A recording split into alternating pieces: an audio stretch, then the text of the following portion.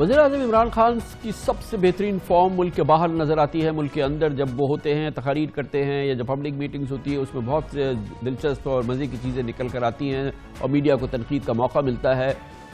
P T I کی حکومت کی ڈیلیوری کے حوالے سے، پرفارمنس کے حوالے سے بھی ظاہر ہے کہ ملک کے اندر شدید تنقید ہو رہی ہے. اس کے بھی اپنے اپنے مسائل ہیں اور اس کی اپنی وجوہات بھی ہیں، لیکن ملک کے باہر عمران خان ہمیشہ بہترین پرفارمنس دیتے ہیں. پاکستان کے بہترین وزیر اعظم کی حیثیت سے ایک بہت ہی اٹریکٹیو انٹرنیشنل شخصیت بن چکے ہیں اور وہ پاکستان کے لیے بہت اچھا کیس پریزنٹ کرتے ہیں. بہت محنتی ہیں اور بہت محنت سے پاکستان کا کیس پریزنٹ کرتے ہیں. پاکستان کی بہت اچھی مارکیٹنگ کرتے ہیں، جتنی اچھی موجودہ حالات میں کی جا سکتی ہے اس سے بھی کہیں زیادہ وہ کوشش کرتے ہیں اور بہت اچھی ڈیلیوری کرتے ہیں. اور حالیہ دنوں میں ہم نے دیکھا پچھلے 2 دن کے دوران 48 گھنٹوں میں انہوں نے محنت سے کام کرنے کا ایک نیا ریکارڈ قائم کیا ہے. سوئٹزرلینڈ کے شہر ڈیووس میں 4 روزہ ورلڈ اکنامک فورم کے دوران وزیر اعظم عمران خان کی ریکارڈ مصروفیات رہی ہیں.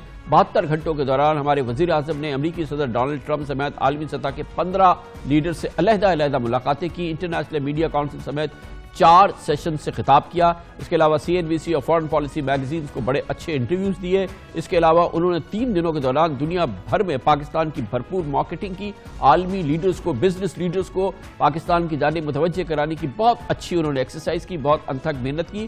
وزیر اعظم نے مسائل اور وسائل بتائے اور پاکستان کی صلاحیتوں کو بھی گنوایا. وزیر اعظم عمران خان سے ملاقات کرنے والوں میں یورپی پارلیمنٹ کے صدر تھے، آذربائیجان کے صدر، سنگاپور کے وزیر اعظم، world global leaders, business leader, ایشیائی ترقیاتی بینک کے صدر، executive chairman world economic forum, IMF کی مینیجنگ ڈائریکٹر، یوٹیوب کے چیف ایگزیکٹو آفیسر، CEO، اس کے علاوہ global vaccine alliance Coca Cola company کے چیف ایگزیکٹو آفیسر اور کئی دوسرے بہت ہی ٹاپ گلوبل لیڈرز تھے. اور وزیر اعظم نے شاید کوئی گھنٹہ ضائع نہیں کیا اپنے اسٹے کا اور وہ مسلسل پاکستان کو مارکیٹ کرتے رہے.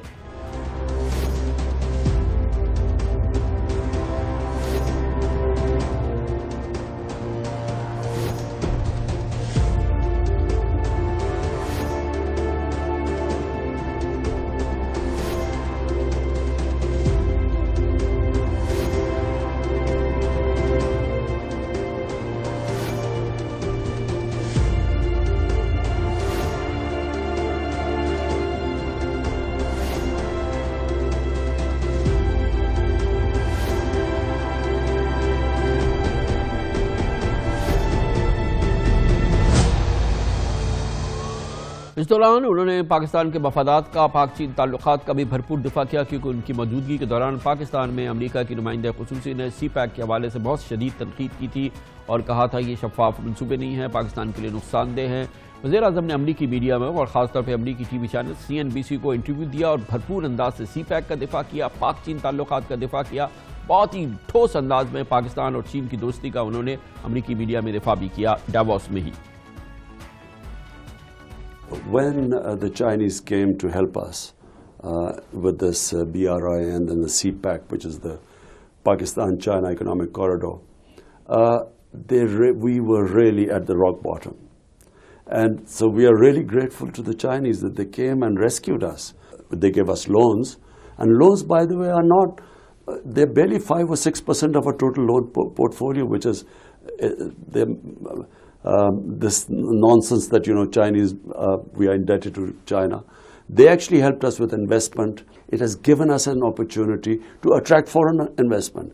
We've created these special economic zones. We've opened 2 and we are opening more, where we are giving special concessions to industry. In CPEC, they have also, it's technology transfer, especially helping us in agriculture. They are developing skill centers in Pakistan. So they're really helping us and we're grateful. Appreciate کرنا چاہیے. آواز بیٹھ رہی ہے، ایک کے بعد ایک ملاقاتیں، یہ درجنوں ملاقاتیں اور کئی گھنٹوں کی مسلسل بولنا. اس کے باوجود یہ پاکستان کا کیس ڈیفینڈ کیا ہے، ٹائرڈ نظر آ رہے ہیں، مگر بہرحال یہ باہر پاکستان کے عمران خان کی پرفارمنس بہت زبردست رہتی ہے پاکستان کے لیے.